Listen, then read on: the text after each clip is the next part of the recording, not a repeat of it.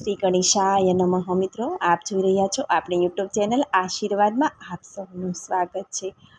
આજે અમાસ છે. અમાસમાં પૂર્વજો માટે ધૂપનું ધ્યાન કરવું, પવિત્ર નદીમાં સ્નાન કરવું, સ્નાન કર્યા પછી નદી કિનારે જ દાન કરવું.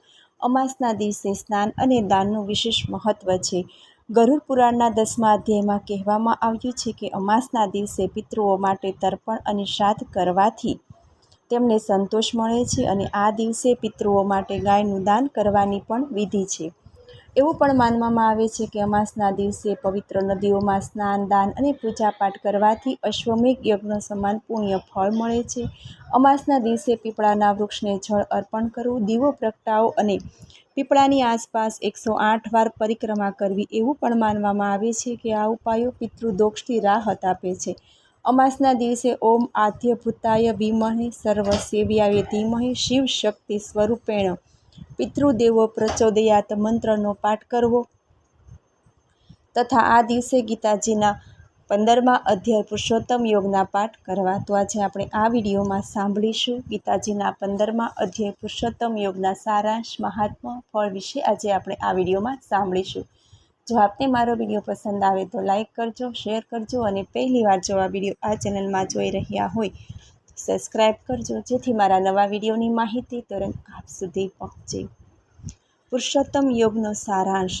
શ્રુતિ અને સ્મૃતિ વિશે આ સંસાર વૃક્ષને ક્ષણિક અને અવ્યક્ત કહેવામાં આવ્યું છે. આ સંસાર વૃક્ષ કોઈ ચોક્કસ પ્રકારનું સ્થિર રૂપ જણાતું નથી. આ સંસારનો સર્વાંશે અંશ થતો નથી, તેમજ સંપૂર્ણપણે તેની ઉત્પત્તિ અને સ્થિતિ પણ જોઈ શકાતી નથી.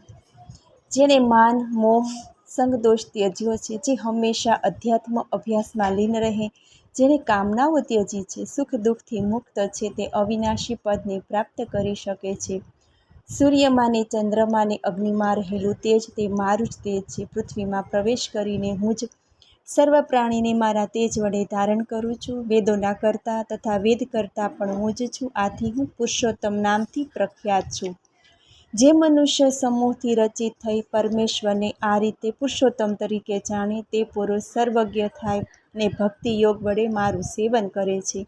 આ જાણવાથી મનુષ્ય આત્મજ્ઞાનવાળો થઈ ને પોતાનું જીવન સફળ બનાવે છે. પુરુષોત્તમ યોગ 15મો અધ્યાય. ભગવાન શ્રી કૃષ્ણ કહે છે કે હે અર્જુન, આ સંસાર પીપળા જેવો છે. તેનું મૂળ ઉપર ને શાખાઓ નીચે છે. પાંદડા વેદ છે. સંસાર રૂપી પીપળાને જે ઓળખે તે વેદને જાણનાર છે. પીપળાનું રૂપ અનંત, આદિ ને સ્થિત છે. એ સ્વરૂપને કોઈ સ્પષ્ટપણે ઓળખી શકતો નથી. આ દ્રઢ મૂળવાળા સંસાર રૂપી પીપળાને મજબૂત વૈરાગ્ય રૂપી શસ્ત્રથી કાપીને તે સ્થાન શોધવું જોઈએ જ્યાં પહોંચેલા જીવો જન્મ મરણના ફેરામાંથી સદાય માટે મુક્ત થઈ ચૂક્યા હોય છે. જે મનુષ્ય મોહ, માન, આસક્તિ, દોષથી દૂર થઈ અધ્યાત્મ જ્ઞાનમાં રચ્યો પચ્યો રહે છે, નિષ્કામ છે, સુખ દુઃખના દંડથી મુક્ત છે, તે જ્ઞાની તે અવ્યવ્ય સ્થાનમાં જાય જ્યાંથી પાછો આવતો નથી એવું મારું સ્થાન છે. આ સ્થાને સૂર્ય, ચંદ્ર કે અગ્નિ પ્રકાશિત કરી શકતા નથી. મારો સનાતન અંશ આ જીવલોકમાં જીવ બનીને પ્રકૃતિમાં રહેલી 5 ઇન્દ્રિયો તથા છઠ્ઠા મનને પોતાની તરફ આકર્ષે છે. તેને લિંગ શરીર કહેવામાં આવે છે. જીવને સ્થૂળ શરીર મળે ત્યારે જેમ વાયુ, પુષ્પ આદિમાંથી સુગંધ લઈ આવે, તેમ મન સહિત 6 ઇન્દ્રિયોને લઈને આવે છે. આ જીવાત્મા ચામડી, કાન, આંખ, જીભ, નાક તથા મનનો આશ્રય લઈ વિષયો કામનાને ભોગવે છે. ભોગ ભોગવનારા ભગવાનને જોઈ શકતા નથી, પરંતુ જ્ઞાનચક્ષુવાળા ભગવાનને જોઈ શકે છે. આ પ્રમાણે જ યોગીઓ પોતાના આત્માને ઓળખે, પણ મલિન બુદ્ધિવાળા અજ્ઞાની જોઈ કે જાણી શકતા નથી. જે તેજ સૂર્ય, ચંદ્ર, અગ્નિમાં છે તે તું મારા સમજ. હું પૃથ્વીમાં પ્રવેશ કરી પ્રાણી માત્રને મારા બળથી ધારણ કરું છું. ચંદ્ર થઈને ઔષધિઓનું પોષણ કરું છું. અગ્નિ થઈ પ્રાણીઓના દેહમાં હું રહું છું. પ્રાણ અપાન સાથે રહીને 4 પ્રકારના અન્નને હું પચાવું છું. આવી રીતે હું બધામાં રહેલું છું, પણ તેઓ મારામાં રહેલા નથી. મારા લીધે જ સ્મરણ, વિસ્મરણ, જ્ઞાન, વિજ્ઞાન થાય છે. જ્ઞાન, અજ્ઞાન થાય છે. સર્વ વેદોમાં જે જાણવા યોગ્ય વેદાંત કરતા અને વેદવેતા પણ હું જ છું. આ સંસારમાં સર, અક્ષર અને નાશવંત અવિનાશી 2 પુરુષ છે, પરંતુ પરમાત્મા નામનો પુરુષ તો બંનેથી જુદો છે, જે સર્વને ધારણને પોષણ કરે છે. હું ક્ષર અને અક્ષરથી પણ ઉત્તમ છું. આથી વેદમાં હું પુરુષોત્તમ નામથી પ્રસિદ્ધ છું. જે કોઈ પણ આ પ્રમાણે મને પુરુષોત્તમ તરીકે સમજે તે સર્વજ્ઞ થઈ અને મને ભજે છે. તો હે અર્જુન, મેં તને આ ખૂબ ગુપ્ત અધ્યાત્મ જ્ઞાન સમજાવ્યું. આ જાણવાથી મનુષ્ય આત્મજ્ઞાનવાળા થઈ તે પોતાનું જીવન સફળ કરે છે. ઇતિ શ્રીમદ્ ભગવદ્ ગીતામાં શ્રી કૃષ્ણ અર્જુન વચ્ચે થયેલ સંવાદમાં પુરુષોત્તમ યોગ નામનો 15મો અધ્યાય સમાપ્ત. સત્વગુણ સુખમાં, રજોગુણ કર્મમાં, પરંતુ તમોગુણ જ્ઞાનને ઢાંકી દઈ પ્રમાદમાં જોડે. પુણ્ય કર્મનું ફળ સાત્વિક છે, રજોગુણનું ફળ દુઃખ અને તમોગુણનું ફળ અજ્ઞાન છે. સાત્વિકથી જ્ઞાન, રજોગુણથી મોહ ને તમોગુણથી પ્રમાદ, મોહ, અજ્ઞાન થાય છે. સાત્વિક પુરુષ સ્વર્ગમાં, રાજસી મનુષ્ય લોકમાં અને તામસી નર્કમાં જાય છે. જે દ્વેષ કરતો નથી, નહીં મળવાથી જ્ઞાન મેળવવાની ઈચ્છા કરતો નથી, ઉદાસીન જેવો રહે, જેને સુખ દુઃખ સમાન, જેને નિંદા સ્તુતિ, માન અપમાન, મિત્ર શત્રુને સમાન સમજે, તે મનુષ્યને આ 3 ગુણોથી પર કહે છે. 15મા અધ્યાયનું મહાત્મ્ય અને તેનું ફળ. શંકર ભગવાન પાર્વતીજીને અને ભગવાન વિષ્ણુ લક્ષ્મીજીને કહે છે કે હવે તમે 15મા અધ્યાયના મહાત્મ્ય ફળ વિશે જણાવો.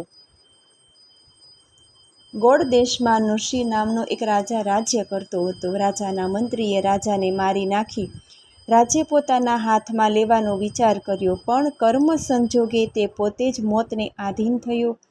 તે સિંધ પ્રદેશમાં ઘોડા રૂપે જન્મ્યો. આ ઘોડાની નૃસિંહ રાજાએ સોદાગર પાસેથી વેચાતો લીધો. એક દિવસ આ ઘોડા પર બેસી રાજા જંગલમાં શિકારે નીકળ્યો. જંગલમાં રાજાને ઘણી તરસ લાગી. તે પાણીની તલાશ કરવા લાગ્યો. તેની નજરે દૂર એક પર્વત ઉપર ઋષિનો આશ્રમ નજરે પડ્યો. તે ત્યાં ગયો ને પાણી પીધું. પાણી પીધા બાદ રાજા કંઈક સ્વસ્થ થયો. તે આમ તેમ ફરવા લાગ્યો. એક સાધુ તેની નજરે પડ્યો. રાજાએ સાધુને પ્રણામ કર્યા. સાધુએ આશીર્વાદ આપ્યા. સાધુને લાગ્યું કે કોઈ રાજવી લાગે છે. તે વખાનો માર્યો આ બાજુ આવી ચડ્યો છે. આથી સાધુએ રાજાને ભોજન કરવાનું પૂછ્યું તો રાજાએ હા કહી.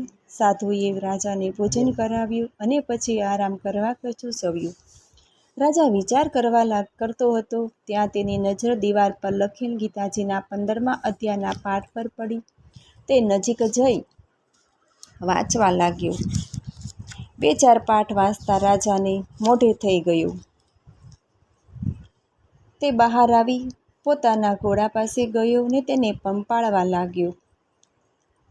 ઘોડાને પંપાળતા રાજાને 15મા અધ્યાયનો પાઠ યાદ આવતા ગણગણવા લાગ્યો. આ પાઠ સાંભળતા જ ઘોડો તરત મરણ પામ્યો. આ બાબતે રાજાએ સાધુને પૂછતા સાધુએ જણાવ્યું કે હે રાજન, આ ઘોડો ગયા જન્મમાં તમારો મંત્રી હતો. તે તમને મારી નાખી રાજ્ય લઈ લેવા ચાહતો હતો, પણ કમનસીબે એ મરણ પામતા તે ઘોડા રૂપે અવતાર પામ્યો. પણ આ ઘોડો તમારા મોઢેથી 15મા અધ્યાયના પાઠ સાંભળવાથી તે ઘોડાની યોનિમાંથી મુક્ત થઈ વૈકુંઠ લોકને પામ્યો છે. આ સાંભળી રાજા અચંબો પામ્યો ને પોતે પણ ગીતાજીના 15મા અધ્યાયનો દરરોજ પાઠ કરતો થયો અને તે પણ મરણ પછી વૈકુંઠ લોક પામ્યો. પોતાનો ઉદ્ધાર કરવો કે અધોગતિ વહોરવી એ મનુષ્યના પોતાના હાથની વાત છે. સારા વર્તનથી મનુષ્ય પોતાનો બંધુ બની શકે છે અને ખરાબ વર્તનથી પોતે જ પોતાનો શત્રુ બની શકે છે. યદા યદા હિ ધર્મસ્ય ગ્લાનિર્ભવતિ ભારત અભ્યુત્થાનમ ધર્મસ્ય તદાત્માનં સૃજામ્યહં પરિત્રાણાય સાધૂનાં વિનાશાય ચ દુષ્કૃતાં ધર્મ સંસ્થાપનાર્થાય સંભવામિ યુગે યુગે. જ્યારે જ્યારે ધર્મની હાનિ અને અધર્મની વૃદ્ધિ થાય છે ત્યારે હું જન્મ ધારણ કરું છું.